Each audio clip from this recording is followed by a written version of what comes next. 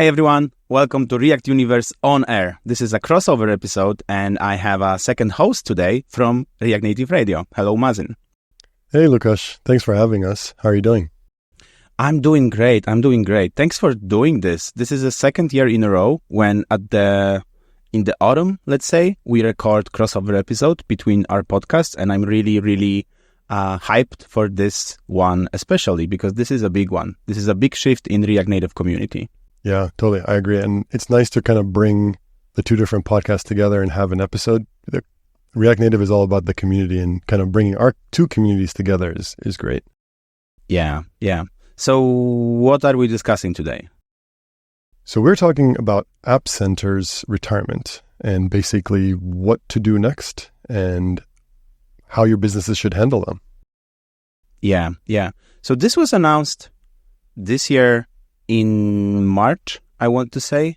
They left us 12 months since March 24 till March 25. So we are around 5 months until the cutoff date. And I was browsing through some different repositories here, CodePush especially. And yeah, they're just gonna sunset everything. They're not accepting any more PRs, any more feature requests. They're just sunsetting it. And they basically say, get on with your lives. We are not going to support all of the features that you care about. So we've asked all of you, dear listeners, on Twitter or LinkedIn, what are the features that you care about from App Center? And we invited someone that you might be familiar with from company that you are definitely familiar with. So this is Quinn from Expo. Hello, how are you? I'm doing well, thank you. And yeah, we basically decided, the three of us, to have a discussion. This is not an interview. This is a discussion not about the future of App Center. That was already decided for us. Yes. But about the future of our products. Like, how scared should we be? How prepared should we be for March? And what are the alternatives for what people are using? Yeah, I think before we go in, I think for our listeners, Quinn, can you introduce yourself and tell us a little bit about yourself? Yeah, for sure. So I've been working at Expo since the early days, so 2017. And this is like back in the days where we all used to work in one small house in Palo Alto. But before that, I used to work on AWS on the block storage services. But now at Expo, I mostly work on the infra and server side. So in particular, EAS Update, which is our over-the-air update service. Makes sense now why you are our special guest on the episode. Yeah. Spoiler alert, most of the things that you care about from App Center, you can do in Expo. And most of them, and maybe all of them, you can do better in Expo. So Expo is a default React Native framework that is recommended for apps to use. And it turns out that they have a lot of functionalities that can cover for App Center. So, yeah. Quinn, you mentioned over-the-air updates. And this is... my assumption was, before we're recording this episode, and also the community feedback that we gather, is that the most cared about feature of App Center is CodePush, which is, I think it's the first React Native over-the-air update service. At the beginning, it wasn't a part of App Center. It was a standalone product company. I don't really remember. But then Microsoft bought it, included it in App Center, and it was a really loved and used feature. It still is. And I have this anecdote. Right before React Universe Conf, September this year, I was talking with the clients of Callstack, and they were asking me about, like, what's up with this CodePush from App Center. We use it. A lot of our clients use it. And they said, okay, so we are writing emails to Microsoft support email that they got on the App Center sunsetting page. And all we get, basically all we get is, we will get back to you when we know. So in early September, the CodePush, the standalone CodePush didn't exist. I think they open sourced standalone CodePush a few weeks ago at the beginning of October or something like that. Yeah, that sounds about right. Yeah, that's right.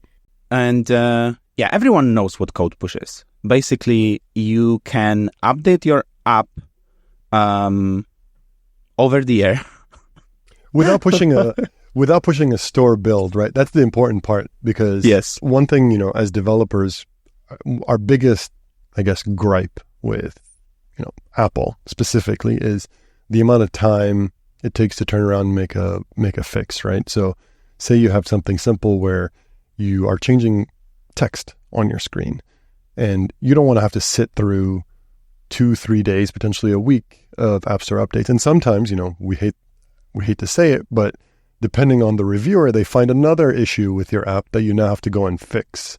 And now all of a sudden, you have this typo, or, your app's not working as expected.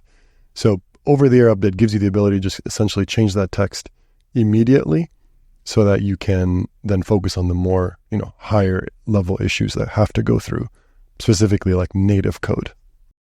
Yeah, and basically the native code, you can change everything that's JavaScript, yes, right? And the native code has to stay the same. So if you are interacting with some new library in your CodePush, in your JS bundle, you have to release new native bundles. So the native bundles so CodePush bundles are mapped to native bundles, to native binaries. So yeah, a lot of people relied on this for years. A lot of our clients at Callstack rely on this. And so there are two parts to this.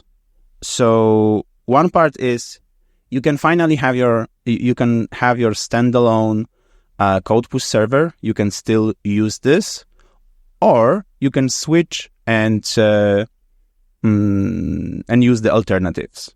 So maybe let's talk first about alternatives. Maybe let's give Quinn some space and let's talk about Expo Updates. Yeah, so our Expo Updates, or EAS update, is similar stuff to CodePush. So people who are familiar with CodePush, you'll have a deployment environment, production and staging. We have a similar concept, except we call it channels, and people usually have a production and staging channel. So most of the main things, like shipping your app over the air, we do very similar things. I'd say there are a couple main differences. And one of the big differences we have, as you said, Łukasz, you said that there is a JavaScript part and it has to be compatible with the native part. And one of the big things that we've always noticed is that it's really easy to push out a change where the JavaScript part is not compatible with the native part. So I'd say a big thing in EAS update that we've got is something called a fingerprint policy, where we get a hash of all your native updates and make sure that whenever you create a JavaScript bundle, that's actually compatible, because bad things really happen when you push something that's incompatible. I think that's one major highlight to talk about, your fingerprint hashing. I'm not exactly sure. I don't think App Center, or specifically CodePush, does that. So that's that's a good value add. So by going with this alternative, you're going with a different alternative plus one, right? You get a little bit more of a safety net along the lines. And then there's also something you said earlier, Łukasz, about this is the recommended framework by Meta. I think something I always mention on React Native Radio is the developer experience that Expo is putting out there, based on everything that we heard from the community and internally at Infinite Red with our clients, is CodePush and App Center in general is very bulky and so many steps to use along the way, while EAS is developer built for developers, and the developer experience is second to none in that concept. It's also that you get all in one. You have this great synergy within Expo ecosystem, within Expo products, which going to bare bones React Native project and using all of those different dependencies like CodePush require you to go over like different hoops and like using different tools, different panels, different CLIs in order to achieve basically the same thing. That said, many of our clients, enterprise clients that Callstack has, we don't use Expo for many reasons, right? But like for historical reasons and for like legacy reasons as well. And so we have that big setups that use CodePush. We have it instrumented so that we don't need fingerprint, like we know what bundles to handle, right? And then for those kind of clients, it might be difficult to go over the fence and start using alternatives from Expo, like Expo Updates, even though for vast majority of users, it is recommended to just start using framework. Some of the enterprise users will not. That's just life. And then for those kind of users, you have it's not an alternative. It's a lifeline in standalone CodePush, right? So Microsoft open sourced the CodePush, and I have some information from people at Callstack working at our own like CodePush wrapper solution. So right now, you can deploy your own CodePush server, and this will work only on Azure from Microsoft because this was built with Azure in mind. So it's very binded, let's say, on the implementation level to the service that you're using. What we're trying to do is to have it cloud agnostic so that you can run it on like Google Cloud and AWS and whatever you want. So that's first. We are working on that right now.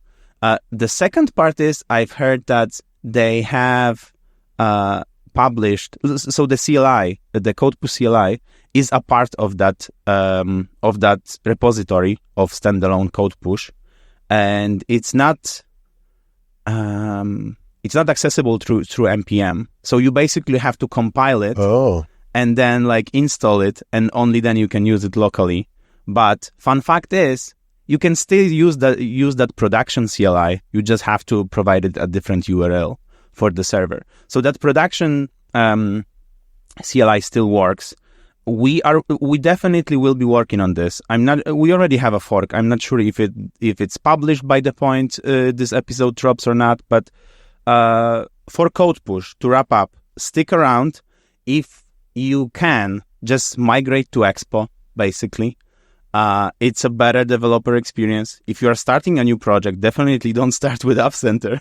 100%. Yes. Don't include App Center in new projects. And if you want to have a just regular CodePush experience, look out for community support, basically. The community support will come. We are already working on it as Callstack. And yeah, we'll let you know how that goes.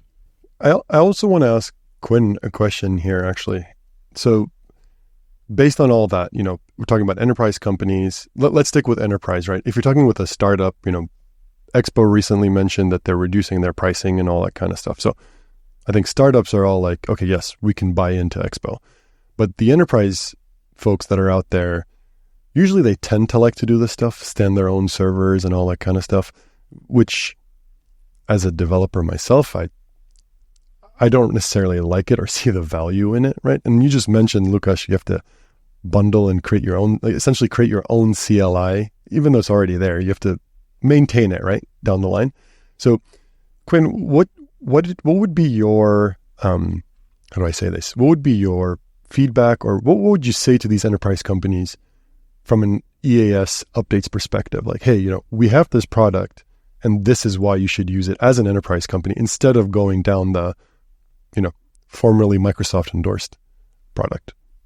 Yeah. So I would say that, Wukash, the fact that if you guys were making a fork on the client and the server, for somebody who like has to use the CodePush framework, like you guys are the hero that they need, honestly.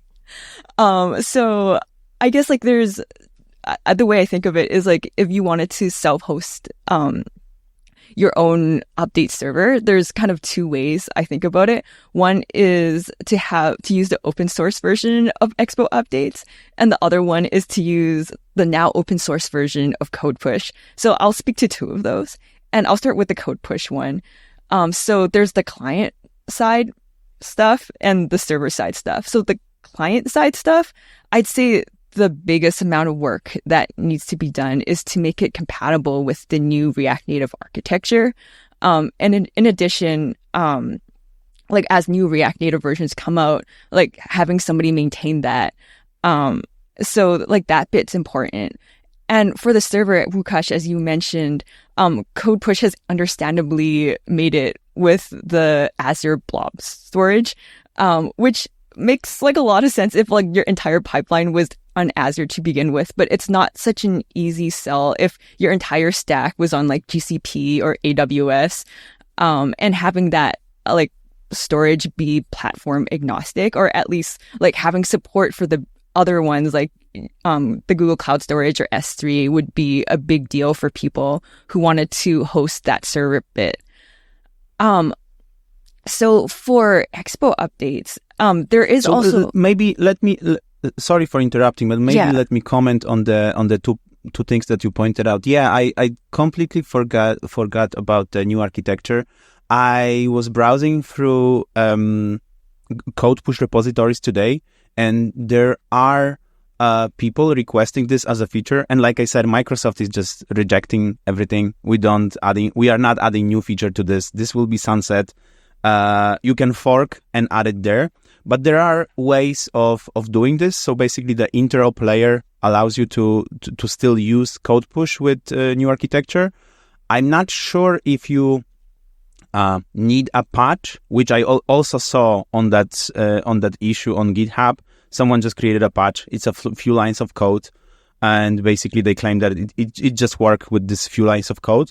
But definitely something that you said, the community support will be crucial there, because like you have to support the client, the CLI, and the server. So that those are like three standalone packages that needs to work alongside each other, and like they need to be maintained. Someone has to take that on. I'm not sure if it's us. I know that we are doing some experiments, but I'm not in the position. No one told me that we'll be supporting it forever, and like this will be our package all of the sudden. I don't know. And thank you for mentioning that you can run EAS update locally as well. You can have a standalone version of it. We had comment on X about this actually. Like, the question was, what do you use from App Center? How do you prepare for migration? Where are you migrating to? And someone said, we don't use App Center. We rely on Expo, and we are thinking about putting together a standalone Expo Updates instance. So please, sorry for interrupting. Let us know how we can set that up.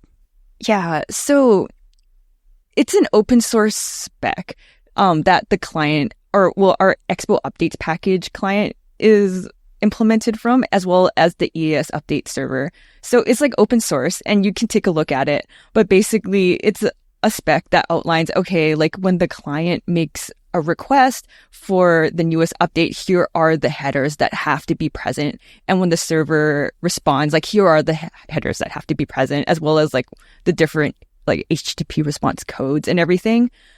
So the Expo Updates client is an implementation of that.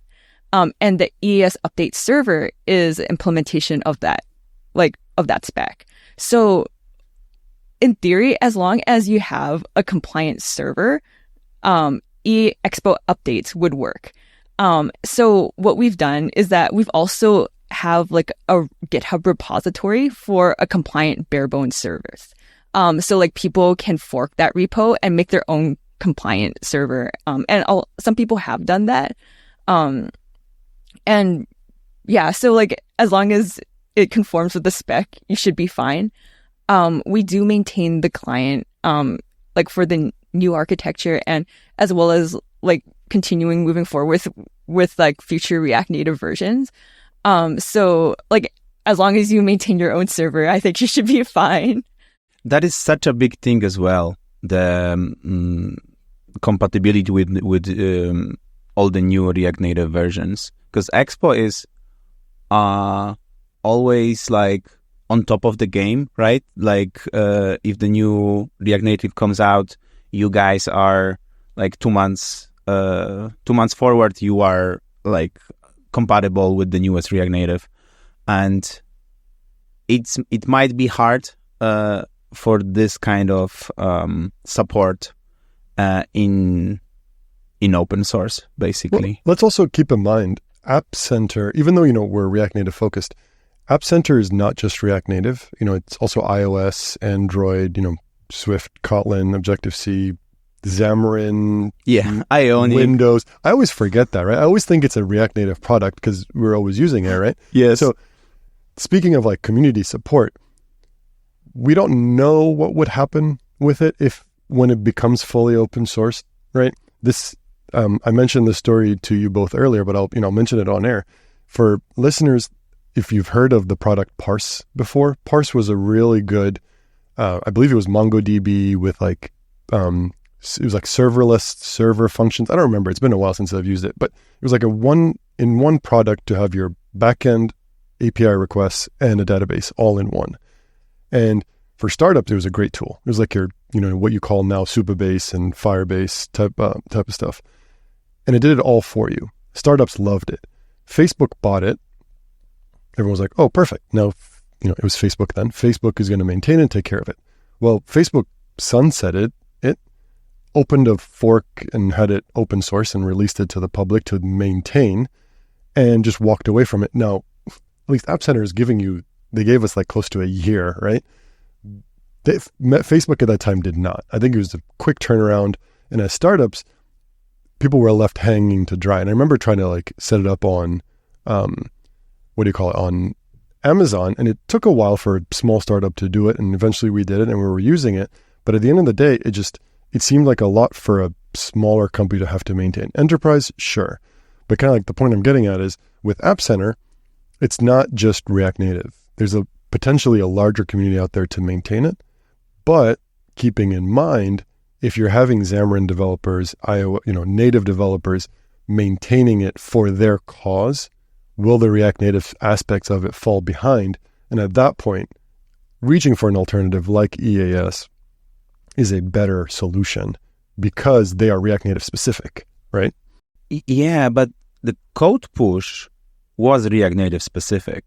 Initially, right? And then they eventually opened it up to others, as far as I remember. I could be wrong. I don't think so. Like no? in just native world, it doesn't make sense to have JavaScript bundle. Yeah, but I think you can push other stuff. Maybe. Yeah, I'm not exactly sure. This is not really well researched episode. Yeah. It was something I was just literally thinking of right now as Quinn was talking. I mean, if it's interpreted code, in theory, it could be used for over-the-air updates. Yeah. Welcome everyone to the 2 best React Native shows on the planet. There you go. But yeah, so when I read through Microsoft Docs on App Center and how they tell you to migrate, they are steering you towards the tools that are much more powerful. Usually from Microsoft umbrella, from Azure pipelines and all of that. But what I see between the lines there is App Center is such a specific use case, and Expo is even more specific because it's only for React Native. But App Center, in terms of like build functionality, it could build only mobile applications. They are steering you towards the systems that can build the web applications for you and like mobile application and all of that. Also, like from perspective of all of the features, they're steering you towards those more powerful tools like that can be embedded in like multi-platform products and not only towards mobile products. So I think that's something that might have impacted the decision there.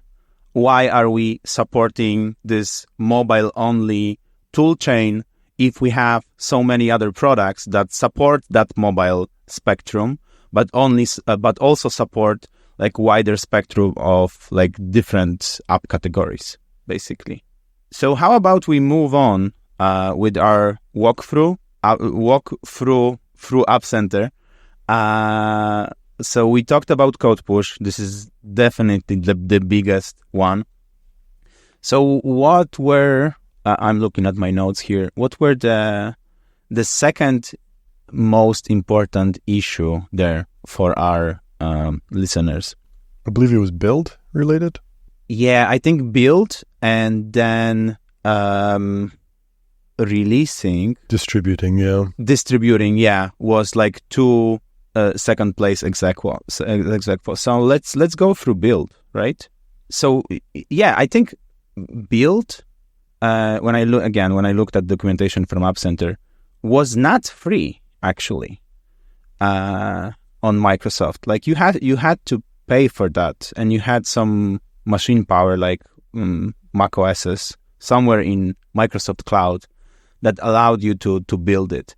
And I guess if you are in this ecosystem of App Center, you already use CodePush, you might just as well just use build. It was simple to use. It did the job. What are the alternatives for that? Should we start with EAS? Yeah, sure. Yeah. So to recap what you said, like to my knowledge, CodePush was free, and EAS or not EAS, App Center build, like they probably did have a freemium model, but because like the Mac runners are very expensive, it makes sense to be charging for that. So the alternative that we have is EAS build. Like a lot of people are probably familiar with that when you run like the build command in your project directory and you're taken to a website where it shows you like all the build steps that go into creating like your Expo app or your Expo binary.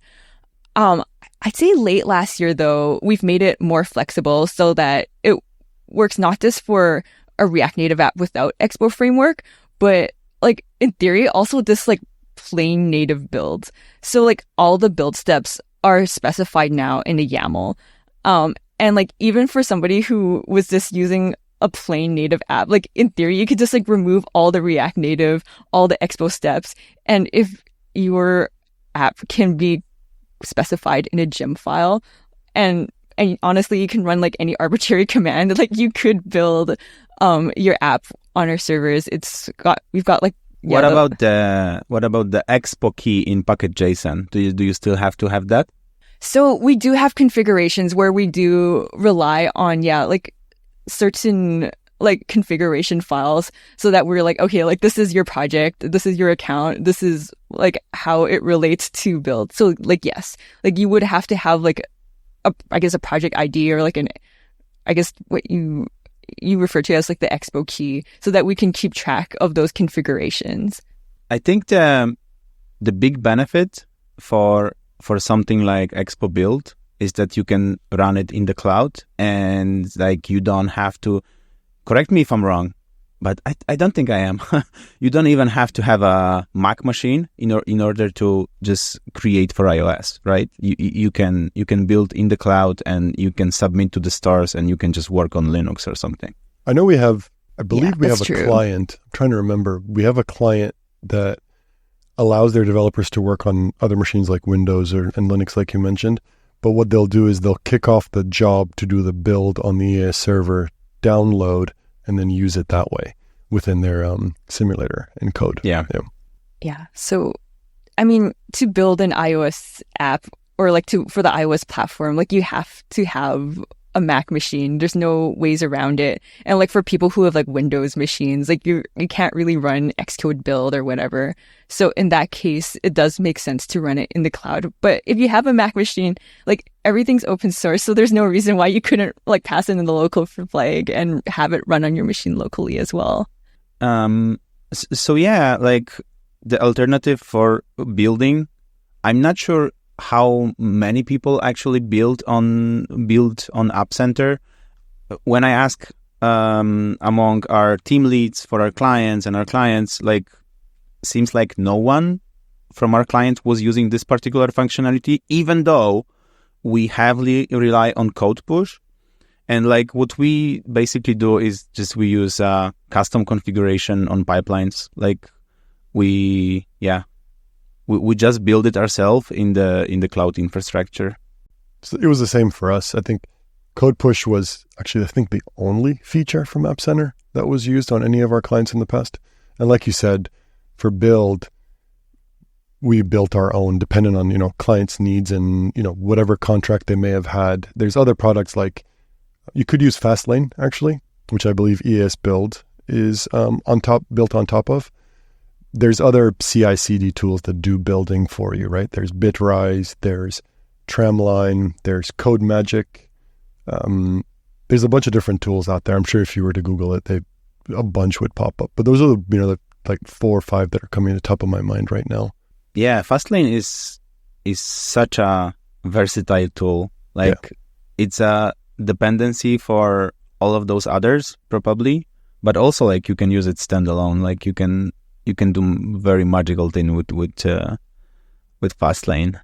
And I will say Fastlane is one of those things that is less painful running in CI/CD rather than having everybody like distribute Fastlane on their own machine and running it, because it's written in Ruby, and I feel like Ruby is notoriously hard to get uniformly installed on everybody's machine.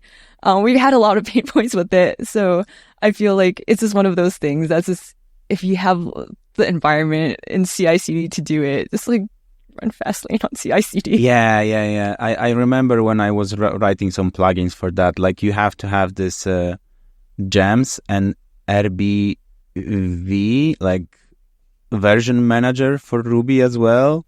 Yeah, I think it's RBN? RVM? Yeah. Something like that. Yeah. RBENV or something like that, yeah. Okay. Yeah, so for building is also like not that, I want to say not that needed from the service, because like you can build locally and you can update locally. You can just create builds locally and just distribute. But distributing is a bigger thing, I think. Like distributing is such a crucial part of like the whole product lifecycle workflow. Like distributing internally to developers is distributing locally to your own QAs, and then distributing to beta testers, and then to production. Like there are a bunch of different steps, and I didn't use distribute from App Center as well. So maybe I will give voice to Quinn again to explain us how this system can work. Why is distributing such an important part? Yeah, okay. So when we say app distribution, like in the context that you say, I take it to mean like, how do we get our apps like to people outside of Google Play? Like before you submit it to Test Track, how do I get it to people outside of the App Store before I submit it to Test Flight? And so like we usually call that like internal distribution, and under the hood, like whatever product you're using, it could be App Center, it could be us, but for Android, it's fairly straightforward to do that. But for iOS, there's like a lot of code signing that goes on behind the scenes. So, in terms of that, like what you need to do is you have to register people's devices and you have to put it on something called an ad hoc profile. And what a lot of these services will do is that once they've built your app with that credential, they'll expose a QR code. And it'll basically, it's really weird. It's called the iTunes Music Store Protocol. So instead of HTTP or HTTPS, like it's this like ITMS protocol, but basically you scan that QR code on your phone, and it will download that app like outside of the App Store or test flight. So we do have tooling for many years now, actually, to make that very seamless, to register your device and to build those credentials and to expose that QR code. We do have that, in our command line tools. And I suspect that's probably how App Center did it as well, their app distribution, or like anybody that uses that QR code. It's like that mechanism. Well, I don't know about the App Center. Like I said, I haven't used this feature, but we've been using Firebase extensively, like Firebase distribution. And yeah, like this is basically the same thing. You have to register devices. You have to accept invite. Maybe you even have to like go through setting to like accept some profile or something. Two things. You have to accept the profile management that Firebase, Firebase specifically, what they give you. You also need to make sure developer mode is on. I believe that was as of a more recent iOS version. I don't remember what version that was, but it was more recent in that sense. So those are like the two things. Oh, and you provide your UDID if you were doing it the manual way rather than, the EAS way of scanning a QR code. Mm-hmm.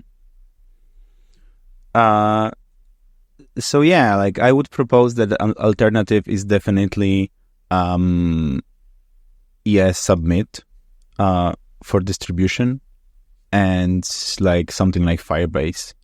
I wonder if, I don't think Firebase can do store uploads for you. You can do it via Fastlane, obviously, but I'm not sure if you can do it via Firebase. Probably not. Probably not. Yeah, I don't think so. Yeah. Anything else to add to like distributing bundles? And I guess there's like automated submission to the store, which is, I guess, also app distribution, but it's not internal. And I'm sure like App Center also had automation for that, which we also do as well. So like when I think about it, it's just like internal app distribution, and then there's like the external one, which like both workflows are all automated, but in my mind they're just different. Yeah.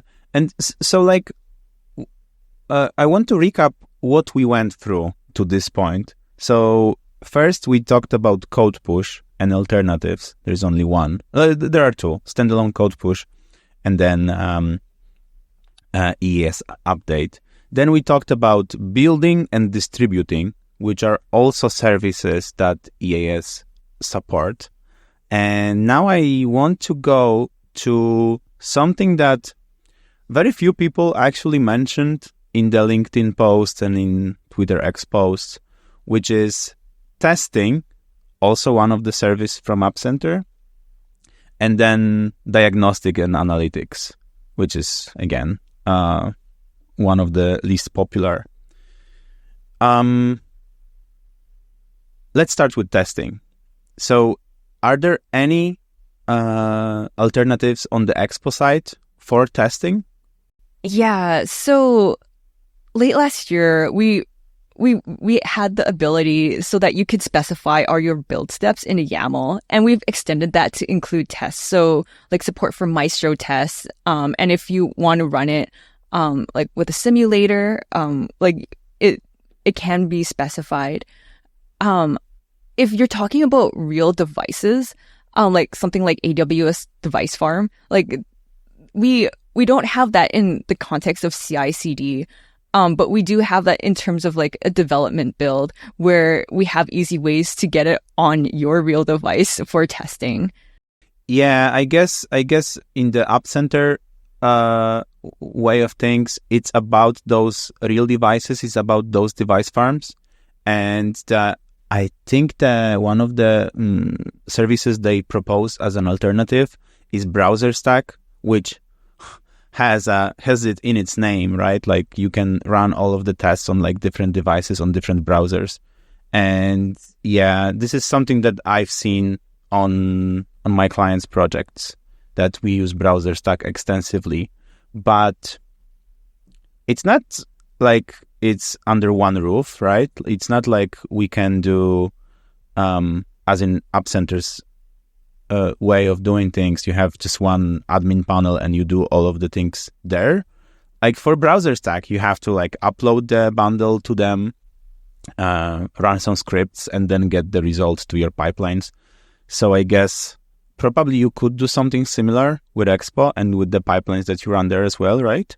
Yeah, so we're actually releasing this in very shortly, but it's something called workflows, where it's like the pipelines you describe, where you can just run, like we have these like jobs that, like, say for example, if you want to register your device automatically or do testing or builds, like you can specify them all in a YAML, and then like chain them together, like have the build run, then the test run, and then like chain it to automatically submit to the store.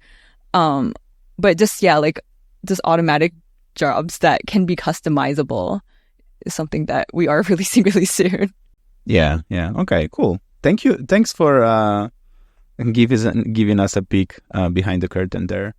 But I guess, like I said, App Center was such a narrow tool, and they are expanding to just integrate with those bigger tools. And like you do the same thing, right? Like you expand to be able to integrate with external services as well. I've been personally starting to see a lot of shift when it comes to testing in QA, doing a lot of manual, as opposed to using tools like these device farms, doing a lot of manual testing where, you know, a QA team will purchase, it gets expensive over time, right? Purchase like their top 3 to 5 for each platform, like the devices that are being used, and manually go through all those tests. And you know, stuff like Maestro could come valuable, installing the app and then running a Maestro YAML file, like you mentioned, Quinn, the workflows concept. But that seems to be growing more in popularity these days, and we're starting to see that with some of our clients too. I see it differently, actually. Yeah. I don't agree with this. On our end, like it's all about shifting left and all about automating as much as possible. Like we still have a lot of manual QAing, don't get me wrong, but we want to make sure. And like those device farms, it's not like we want to run on hundreds of different device categories. Like the different devices, different models, but it's used to have that, so that you can, this will be a tangent. We have foldable devices now. Yeah, unfortunately. Yes, and like usually, more often than not, like you don't have different UI for those from your product side, from your like design. And then few % of your user base will have those kind of devices for some products. And then you get bugs on them. So like something like Browser Stack comes really handy then. Yeah. And I think like, going back on my point, like I see the value with the manual testing for those specific devices, but like you mentioned, the smaller percentage of the foldable, the other devices, it's always great, to push them onto a device farm, get those statistics from that and decisions. But for the higher end ones that are being used, 50% maybe, I don't know what that percentage is, a high number, right? You would probably say 25% or more. If that device, you might want an additional manual QA test on there to validate the experience, right? There's a lot of stuff that automation cannot pick up on that is always valuable to have in someone's hand to validate the user experience on. And that's kind of where my point was coming out. A lot of the clients want that as they're focusing more on the user experience aspects of their app. Yeah. I agree.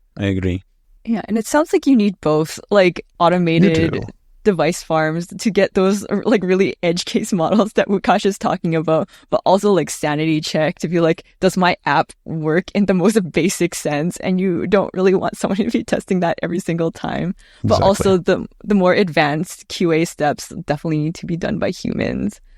And like this is a great segue to the last section that we want to talk about, which is diagnostic and analytics. Which is that last step, which is the step that you want to have some kind of instrumentation so that you know how your app behaves at the end user experience. What's the end user experience like? To lean on your point, I saw a big shift recently in our products, a big focus on observability, on instrumenting the code so that things that that you can't even notice when you manually or automatically QAing the app just spring out in your user hands. So when someone is using the app for 2-3 hours, maybe you will have some memory leak or something like that. It's really hard to find just doing the basic testing. Or like different devices, different like user paths can lead to unexpected bugs, which you will just not automate for or like create test scenarios for. So it is a big topic for me right now personally, because I do that in my project. And yeah, you could do that with App Center tooling. And something that they point to as an alternative is Datadog. And I've been using Datadog for some time now. And let me tell you, like, this is it's a huge machine. Like, what you can do in this tool is mind-blowing. You can integrate metrics from like different points in your whole system, not only from your mobile app, but like combine mobile and web and backend into like one observability panel, which when I first got to doing this was mind-blowing for me. And I'm not sure how robust App Center's solution was, but on grounds like that, in order to stay competitive, in order to bring a lot of value for clients, like this cannot be your like second job almost. Yeah. It has to be your first priority. And like this is what things like Datadog or I think Databricks gives you. Like those specific observability tooling gives you. What are your thoughts on this? Even Sentry, right? Sentry has a Sentry, dedicated React Native team. Christoph Waldrich was on React Native Radio with Robin, I believe. And they basically went over that they have a whole dedicated team just for React Native, and that's their full focus. So that's also a great aspect of it. Like, I'd say the best integration with React Native I've seen is actually Sentry. So we've worked with them actually for a couple of years, like Christoph Waldrich. And yeah, like the way that they've gone about like setting it up for React Native, and they've got the system called debug IDs. Like it's really solid. So I'd say the two key things, when I look at like whether something is well integrated with React Native is like, how are they uploading the source maps for like when you build the bundle, but also something that's often overlooked is for over-the-air updates, because you need that source map, and a lot of times it's overlooked. But yeah, like the Sentry team has done a really good job of integrating that and making that super painless. I'd say I've also had experience with Datadog, not for mobile, but I will say, Wukash, to your point, like Datadog does some crazy metrics aggregation. Like you can see like the histograms and like everything. We use it for our servers. I can't really speak to it for mobile, but yeah, Datadog has some crazy instrumentations as well. I didn't mention Sentry because it's been a while since I worked with it. I just work with whatever is actually on my client's stack right now, and this is on what's my client stack right now. But yeah, I remember working with Sentry, and it's great. Like it's one of the go-to solutions specifically for React Native. There are a bunch of other toolings as well. My point is, this has to be your business in order for it to be like good and well maintained. Yeah. Okay. I guess we went over. Did we forget something? I don't think so. No, I think we're good.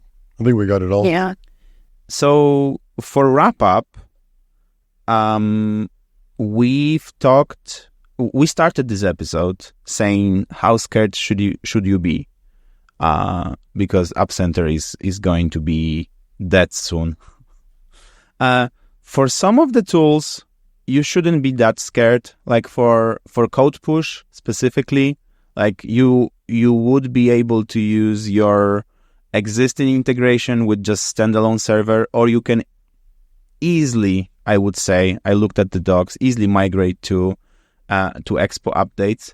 For some of the things that you've actually spent time instrumenting your app, for things like, let's say diagnostics, right? For like things that have specific APIs, you don't need me saying this. You are probably already migrating to something else, to something more robust, because like if you have a lot of instrumentation, like you have to rewrite some of it. What would you guys say for build and distribute for like pipelines and all of those kind of like workflows? I'm a little bit biased because we're coming out with that. So I would definitely say us, but I will leave that to you guys. No, I mean, like, I'm not saying what should people migrate to. I'm saying when should they start migrating, like how they should think about migration. I'd say in general, as I've done a couple of migrations myself, the sooner the better, because I feel like not everything is one-to-one. Like the closest one-to-one services I've seen is maybe like GCS and S3. But I feel like everything else, like there's always quirks of a different product that you don't really foresee. Or if you're using like a really niche case that isn't really supported in the other platform, like you find that out when you migrate. And if you do it too late, you might not have enough time, which is, like especially with hard deadlines, it's a thing. So doing it early is better, so you can find out the issues before. I totally agree with Quinn. I think if at this point you're not at least researching the alternatives out there, right, and making your decision, right? If you're an enterprise company, you probably need to be in contract negotiations with Sentry, Datadog, all these other products that we've talked about, right? If you're not at least at that stage right now, I think you're a little bit behind, because last thing you need is Microsoft to press that shutdown button and all of a sudden, everything is broken and you can't push anything to your stores. You can't access your analytics, your devices, your testing devices. So start researching at least, and hopefully, come January, first PR is up for starting to migrate away to all this stuff. We mentioned a lot of good products out there that, I shouldn't be new to most people in the React Native ecosystem. And Martin, you know what? Like, if someone is already behind, they can like look at Infinite Red or Callstack. Absolutely. Both of these companies are really well versed in helping you out. So reach out to us. And we can help you out migrate from App Center to whatever tooling is best for you. Like exactly. Expo will probably be best for most of the products, but there are edge cases there that we can help you navigate. This would not be the first migration we've had to do for both companies. So you're absolutely right there, Lukasz. Martin, I think our crossover episode is ending right now. I want to thank you so much for doing this with me. Thank you, Quinn, for being a guest. Thanks for having me. And see you soon on both feeds, React Native Radio and React Universe Honor.